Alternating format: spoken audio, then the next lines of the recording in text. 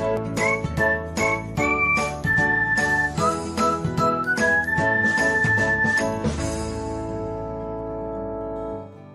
everyone, welcome back to another episode of Technologyglance. Today, in this video, I'm going to guide you through how you can turn off groups in Android Auto on Messenger. So, let's get started. Firstly, open Messenger app in your device. Then tap on three lines icon. Next, tap on settings. Then scroll until you find notifications and sounds. Next, tap on net.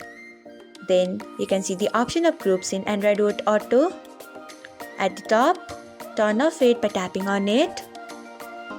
So this is how you can turn off groups in Android Auto on Messenger. Thanks for watching. If you found this guide helpful, we would love it if you hit the thumbs up button below.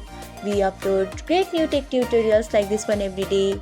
So do not forget to subscribe to our channel and hit the bell icon so that you'll never miss another update.